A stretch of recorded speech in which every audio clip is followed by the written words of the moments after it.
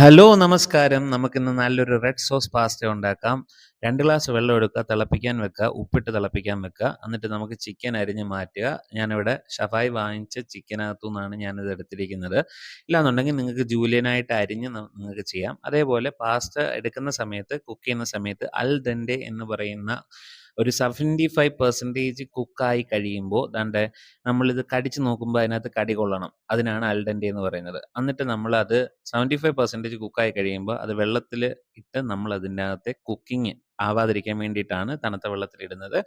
അത് കഴിഞ്ഞിട്ടൊരു പാൻ എടുക്കുക, അതിലേക്ക് ബട്ടർ ഇടുക. ബട്ടറും ഒണിയനും ഇട്ട് അതിനകത്തേക്ക് നമ്മൾ അരിഞ്ഞു വെച്ചിരിക്കുന്ന ചിക്കനും കൂടി ഇട്ട് കൊടുത്ത് നല്ലവണ്ണം കൂട്ടി യോജിപ്പിച്ചതിന് ശേഷം നമ്മൾ കഴിഞ്ഞ ദിവസം ഉണ്ടാക്കിയ റെഡ് സോസ് പാസ്ത നമ്മൾ ഇവിടെ ഒഴിച്ചു കൊടുക്കുകയാണ്. ആ റെഡ് സോസ് നമ്മൾ ഒഴിച്ചു കൊടുക്കുന്ന സമയത്ത് അതിനകത്തൊരു കട്ടിക്ക് വേണ്ടിയിട്ട് ഞാനിവിടെ പാസ്ത വെള്ളം, അതായത് പാസ്തയുടെ കഞ്ഞിവെള്ളവും കൂടെ ഒഴിച്ചു കൊടുക്കുക.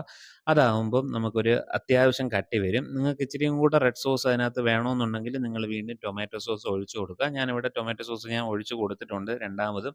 കാരണം എനിക്ക് എൻ്റേതായ അല്ലെങ്കിൽ ആ ഒരു കൺസിസ്റ്റൻസി വേണ്ടതുകൊണ്ടാണ് ഞാൻ അത് ചെയ്തത്. അപ്പോൾ നമ്മുടെ പാസ്ത ഏകദേശം റെഡി ആയിട്ടുണ്ട്. അതിനകത്ത് തന്നെ 25% ഒന്ന് സോട്ട് ചെയ്ത് വരുമ്പോൾ തന്നെ കുക്കാവും.